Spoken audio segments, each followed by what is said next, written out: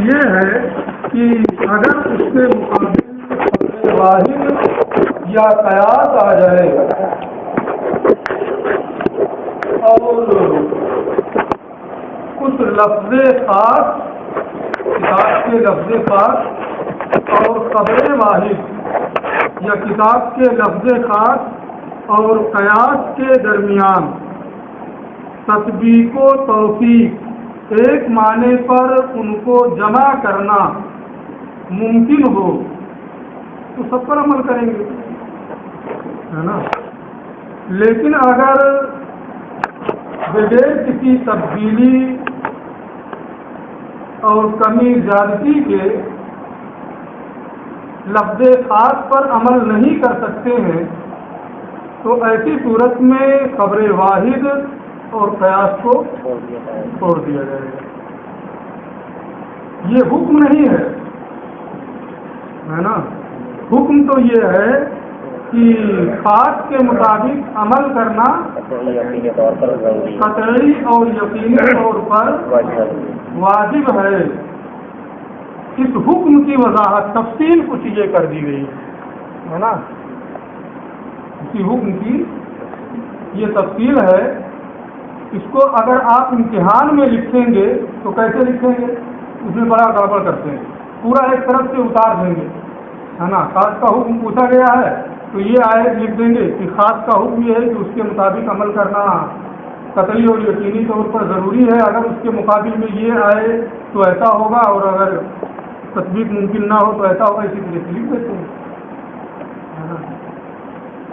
آپ یہاں یہ یاد رکھیں کہ اگر یہ مانگا گیا ہے کہ خاص کا حکم تفصیل سے لکھیں، اگر صرف اتنا مانگا گیا کہ خاص کا حکم لکھیں تو جو بتا دیا وہی لکھنے ہو گئے.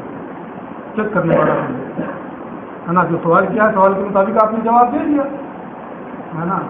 اور اگر یہ لکھا ہے کہ کتاب کے مطابق لکھیں، تفصیل کے مطابق تفصیل سے لکھیں تو اب سوال کا انداز بدل جاتا ہے. سوال سمجھنا بھی ضروری ہے نا. آتا ہے نا وقت کا کتاب مدراثی، سبق میں جو کتاب تمہارے چل رہی ہے اس کے مطابق لکھیں یا تفصیل سے لکھیں یا جیسا کتاب میں پڑھا ہے ویسا لکھیں. یہ سب سوال میں آتا ہے. تو اگر یہ تفصیل مانگی گئی ہے، کتاب کے مطابق لکھنے کو کہا گیا ہے، تو اسی کو آپ لکھیں گے کہ خاص کا حکم یہ ہے کہ اس کے مطابق عمل کرنا ضروری ہے. یعنی بیچ میں یعنی بڑھا دیں، بیچ میں یعنی بڑھا دیں.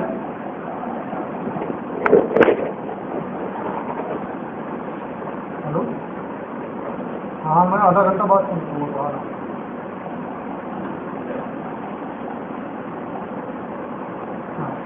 یعنی آگے بڑھا دیں حکم لکھنے کے بعد. یعنی اگر کچھ لفظ خاص کے مقابل میں خبر واحد یا قیاس آ جائے اور ان دونوں کے درمیان اور ان کے درمیان تطبیق و توفیق ان کو ایک معنی پر جمع کرنا بغیر کسی کمی بیشی کے لفظ خاص میں ممکن ہے تو سب پر عمل کریں گے. اور اگر تطبیق و توفیق ممکن نہیں ہے تو ایسی صورت میں خبر واحد اور قیاس کو چھوڑ دیا جائے. سمجھ رہے ہیں نا. اس لیے اس کا خیال رکھیے گا. میں ٹائم بہت بچتا ہے تو پھر میں بعد میں لکھواؤں گا. اب یہ خاص کی تعریف بھی ہو گئی، خاص کا حکم بھی ہو گیا، آپ پڑھ چکے. وہ مثالو، اس کی مثال خاص کی، لفظ خاص ارشاد الہی ہے. یتربصن بانفسہن ثلاثۃ قروء. اللہ کے اس ارشاد میں اپنے آپ کو عورتیں 3 قرء تک روکے رکھیں.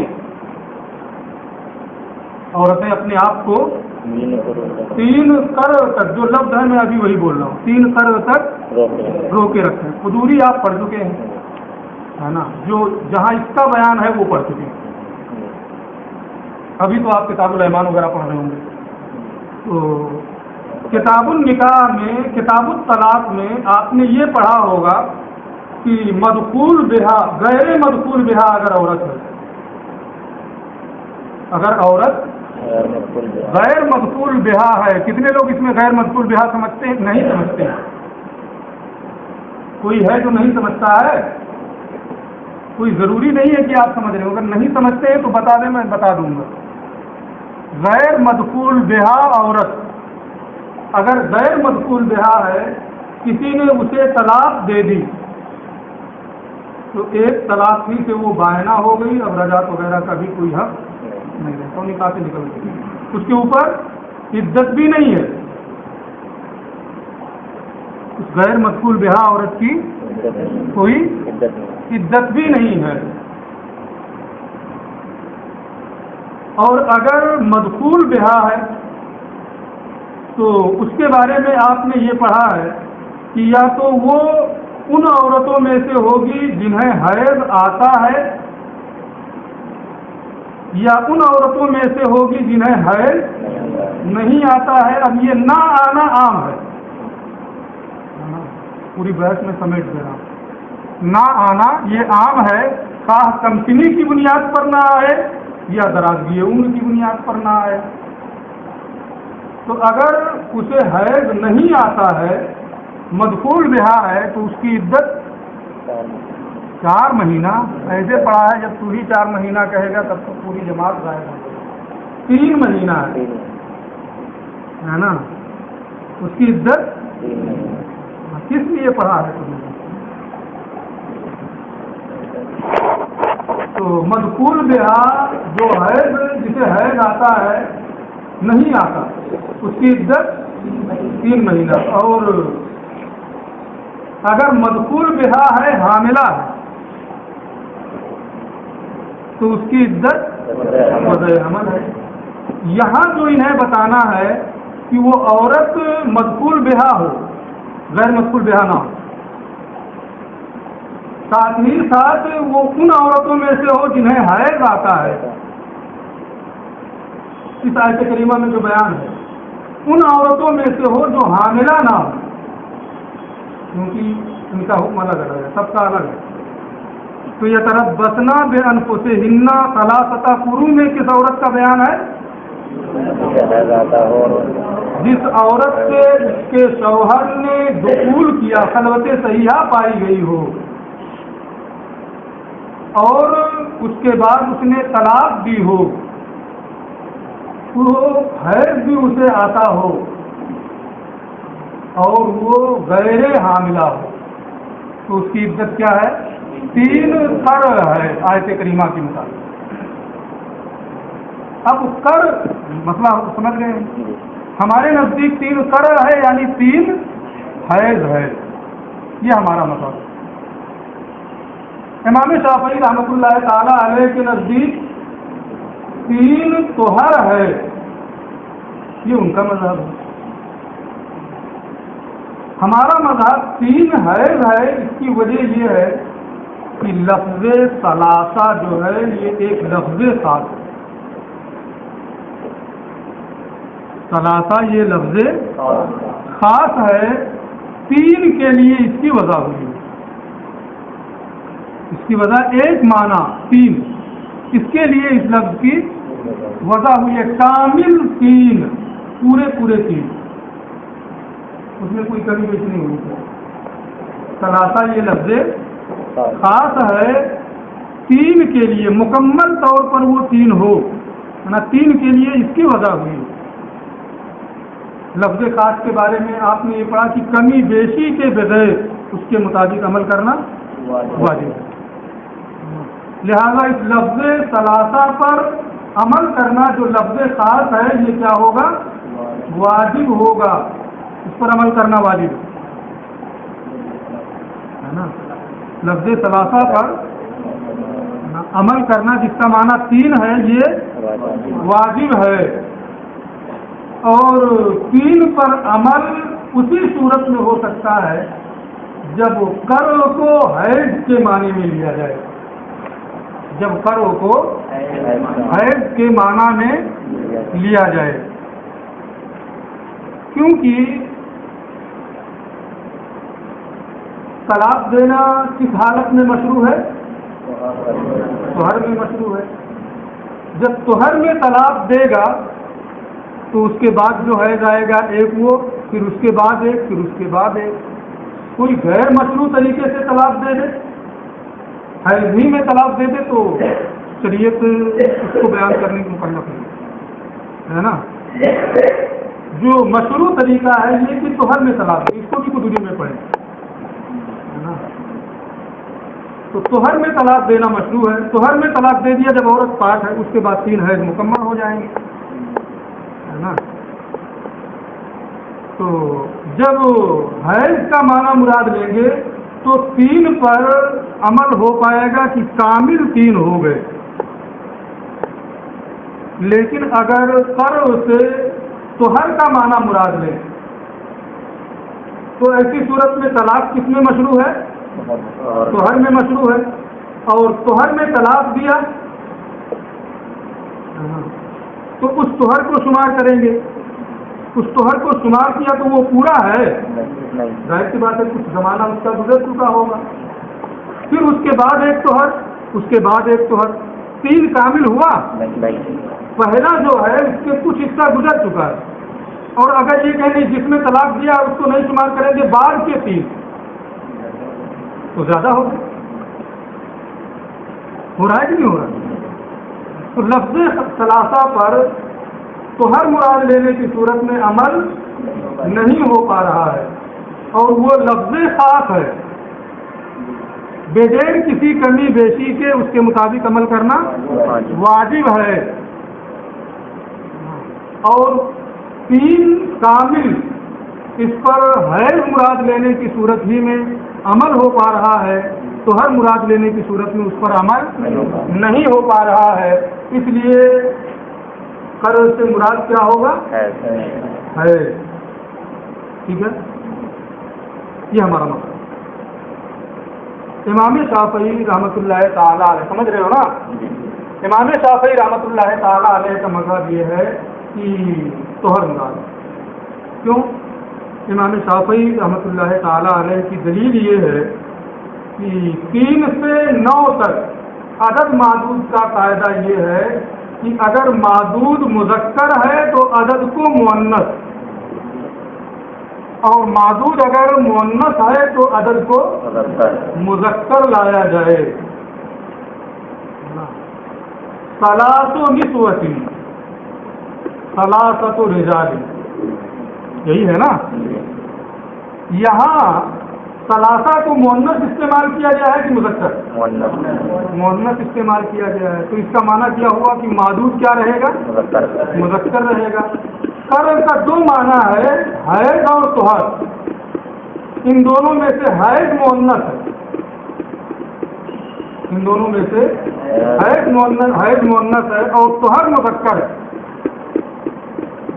تو ثلاثہ کو جب مؤنث استعمال کیا گیا ہے تو معدود جو ہوگا وہ کیا رہے گا؟ مذکر. طہر اور حیض میں مذکر کون ہے؟ طہر. لہذا ثلاثہ کو جو مؤنث استعمال کیا گیا اس کا تقاضا یہ ہے کہ قرء سے حیض مراد نہ ہو بلکہ طہر مراد ہو جو مذکر. ٹھیک ہے، دلیلیں دونوں کی اپنی جگہ پہ ہے نا. میں نے اسی کو کہا ہے کہ کہیں آپ کو یہ نہیں ہونا چاہیے کہ آپ امام شافعی کے مد مقابل ہو گئے. میں نے بھی بتایا نا اختلاف، لیکن آپ کو یہ لگتا ہے کہ میں ان کے مد مقابل ہوں. اسی کو لوگ بیان کریں، انہوں نے یہ کہا ہے، انہوں نے وہ کہا ہے، یہ غلط ہے، یہ غلط ہے. ہمارا مذہب ٹھیک ہے، ہمارا مذہب صحیح ہے، لیکن تہذیب بھی کوئی چیز ہے. وہ بھی امام ہے، وہ آپ سے کتنے بڑے ہیں آپ کو پتا بھی نہیں ہوگا کتنے بڑے ہیں نا. تو ان کی رعایت بھی ضروری ہے، ان کا ادب و احترام بھی ضروری ہے. امام شافعی کا مذہب بھی آپ سمجھ گئے، اپنا مذہب بھی سمجھ گئے. اپنے مذہب کی ترجیح، اپنے مذہب کی ترجیح امام شافعی رحمۃ اللہ تعالی علیہ کی طرف سے یہ کہا گیا ہے نا کہ ثلاثہ مؤنث ہے تو قرء سے طہر مراد لیں گے جو مذکر ہے.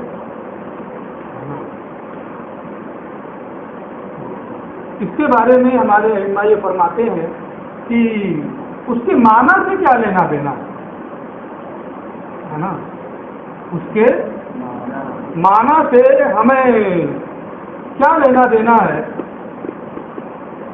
خود اس لفظ کے بارے میں ہمیں دیکھنا ہے،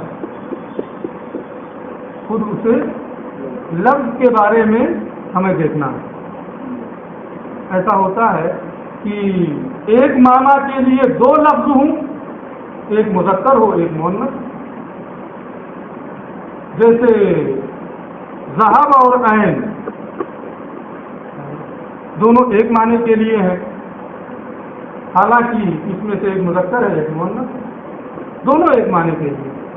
تو کر اگرچہ طہر اور حیض دونوں معنی میں استعمال ہوتا ہے، اس میں سے ایک مؤنث ہے اور ایک مذکر ہے، ہمیں اس معنی سے کوئی مطلب نہیں، لفظ کر سے مطلب ہے۔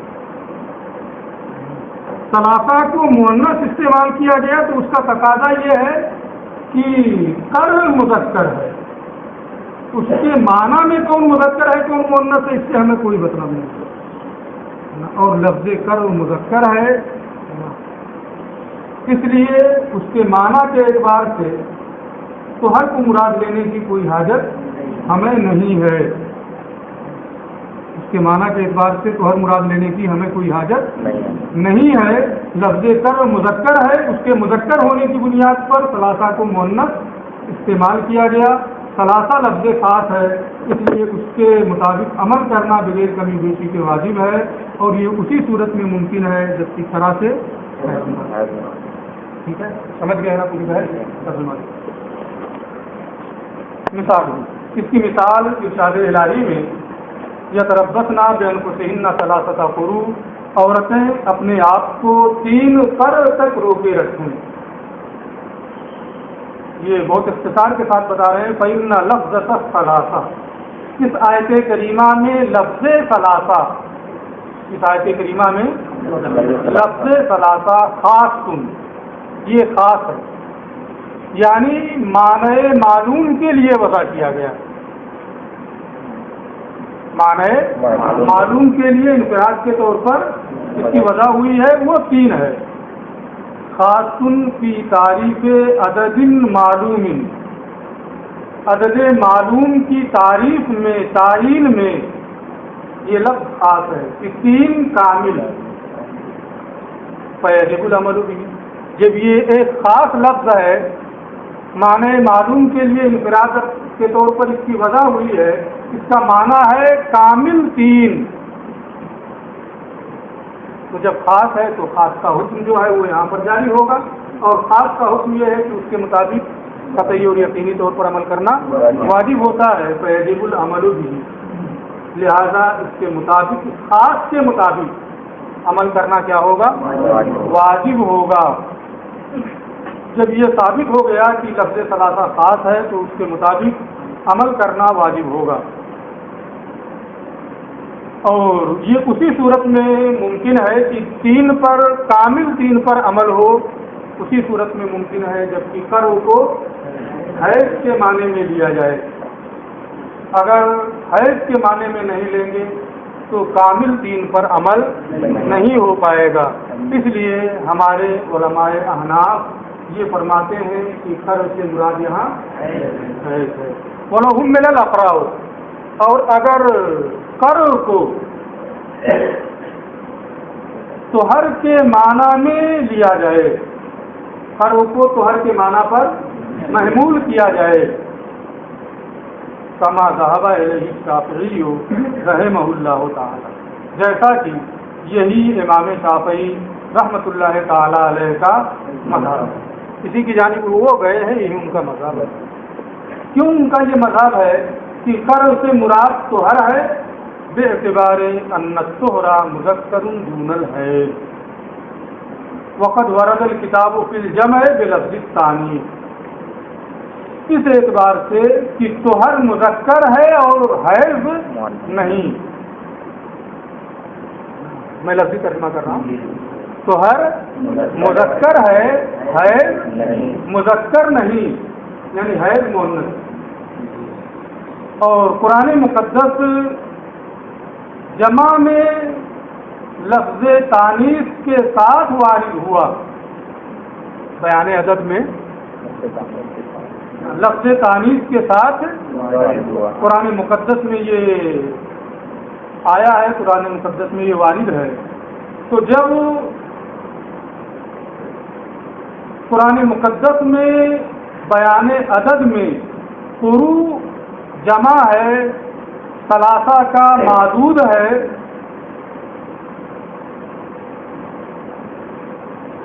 اور ثلاثہ کو مؤنث استعمال کیا گیا ہے، تو اس کا تقاضا یہ ہے کہ اس کا جو معدود ہے وہ مذکر رہے، اور اس کے معانی میں سے تو ہر مذکر ہے مذکر نہیں ہے، لہذا کر اسے تو ہر مراد ہوگا، حیض مراد نہیں.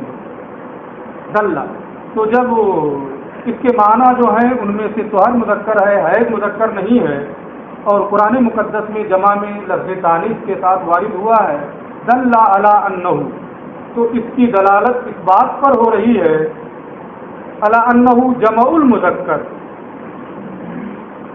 یہ اس بات پر دلالت کر رہا ہے کہ وہ جمع مذکر ہے. کر سے جو معنی مراد ہے وہ کیا ہے؟ جمع مذکر ہے. اور جمع مذکر کون سا ہے؟ تو حیض یہ جمع مذکر نہیں ہے. تو یہ امام شافعی رحمۃ اللہ تعالیٰ علیہ کا مذہب ہے. میں نے پوری تفصیل کر دی ہے کہ ان کا مذہب ہے، یہاں صرف ان کی دلیل کو بیان کیا ہے کہ ثلاثہ کو مؤنث ہے، اس صورت میں معدود کو مذکر ہونا چاہیے، اور کرے کے معانی میں سے تو ہر مذکر ہے، اس لیے تو ہر ہی مراد ہوگا، یہاں حیض کا معنی مراد نہیں ہو سکتا.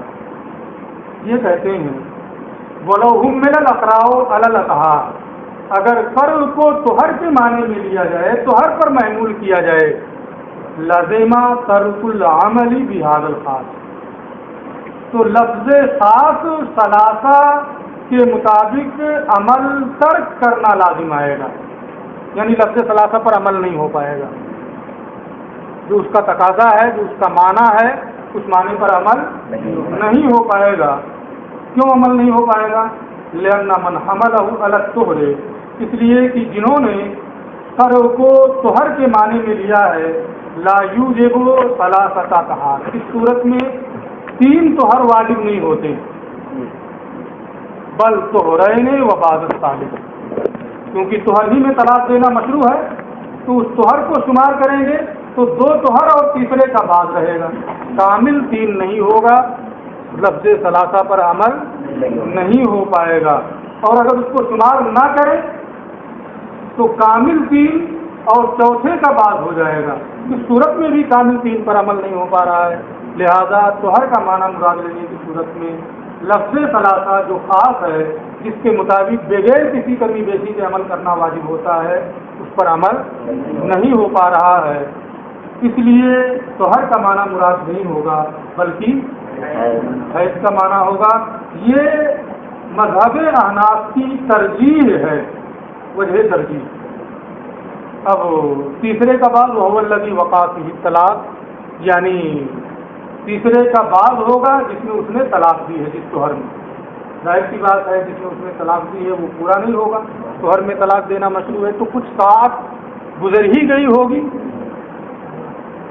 تو وہ پورے کا پورا نہیں رہے گا بلکہ اس کا خاص ہو جائے گا. یہ بات ہو سمجھ گئے ہیں. اب اس کے کچھ احکام، یہ ایک قاعدہ بتا دیا،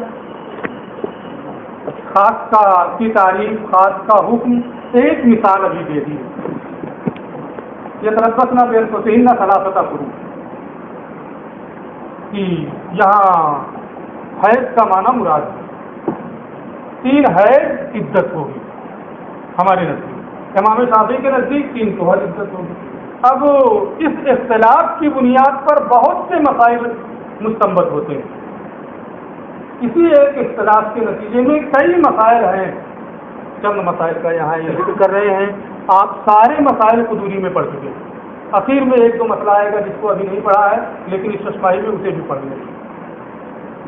فیخرج علی ھذا، اس اختلاف کی بنیاد پر درج ذیل مسائل کی تقریر اور ان کا استنباط و استخراج ہوتا ہے. وہ کیا ہے؟ حکم الرجعۃ فی الحیضۃ الثالثہ. تیسرے حیض میں رجعت کا حکم.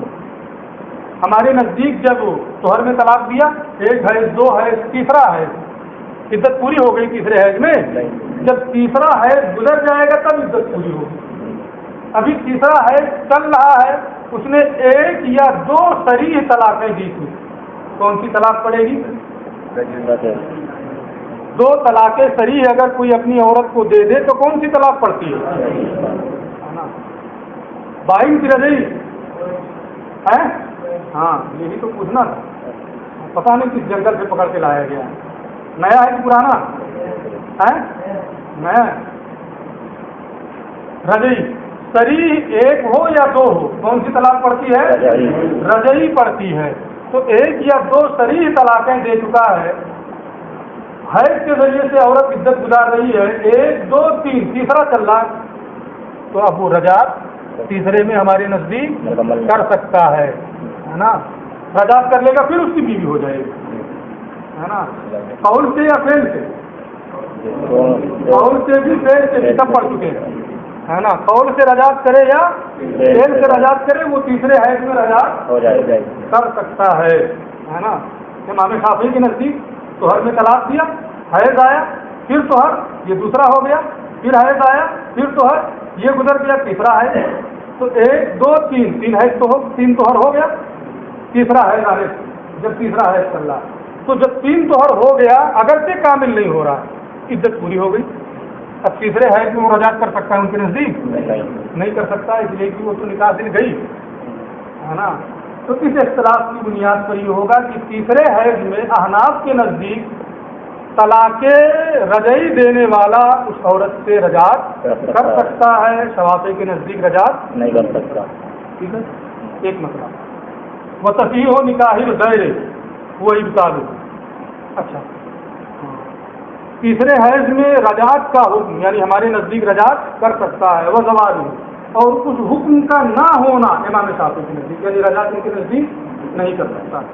وہ تصحیح ہو نکاح غیر، دوسری عورت سے نکاح کا صحیح ہونا امام شافعی کے نزدیک، وہ ابطال ہو اور ہمارے نزدیک باطل ہونا. چار عورتیں اس کے نکاح میں ہیں،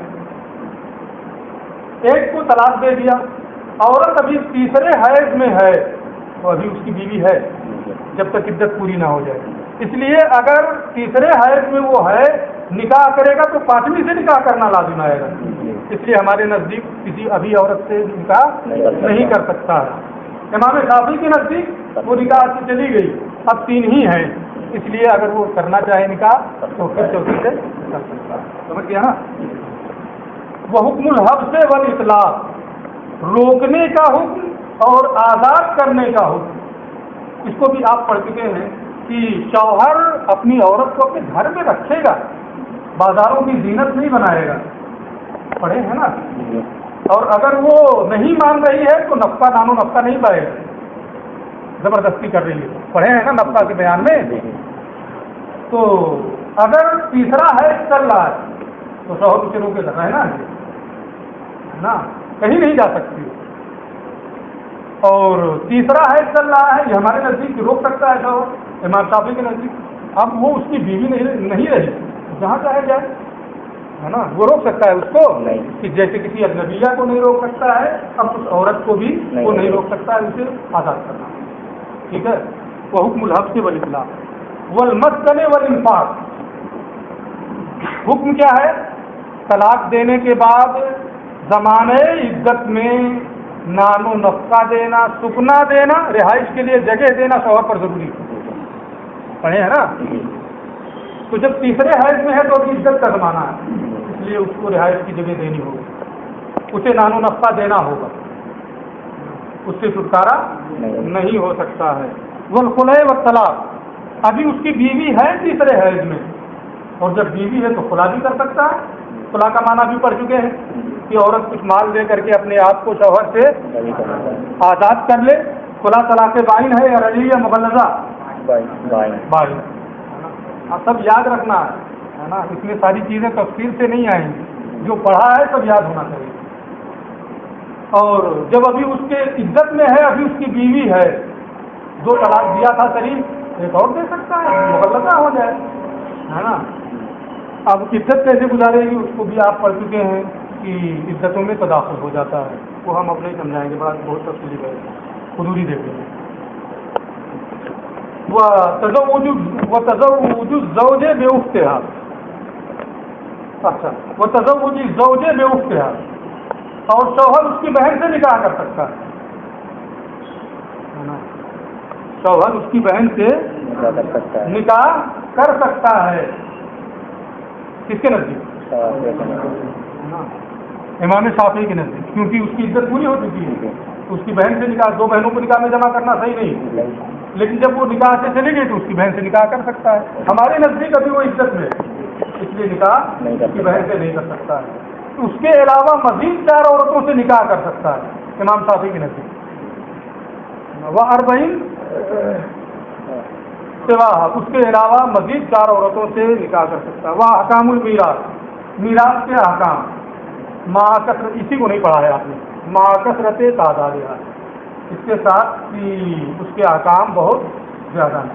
تو میراث کے احکام اس کا یہ ہے کہ اگر طلاق دے دیا, ابھی تیسرے حیض میں عورت ہے, عزت گزار رہی ہے, شوہر کا انتقال ہو گیا تیسرے حیض میں, تو انتقال جب ہوا تو اس کی بیوی ہے کہ نہیں ہے؟ اس کی بیوی ہے, لہذا اس کے مال کی وہ وارث ہوگی. اور وارث کے لیے وصیت کرنا صحیح نہیں ہے, ضروری نہیں, صحیح نہیں, لا وصیت لوارث, کسی وارث کے لیے وصیت کرنا صحیح نہیں ہے. اگر اپنی اس عورت کے لیے اس نے وصیت کی تھی, تیسرے حیض میں اس کا انتقال ہو گیا تو وہ وارث بن گئی, اس لیے وصیت کیا ہے تو وہ وصیت باطل ہو جائے گی, وہ وصیت صحیح نہیں رہے گی, تو دفعہ ہو گیا.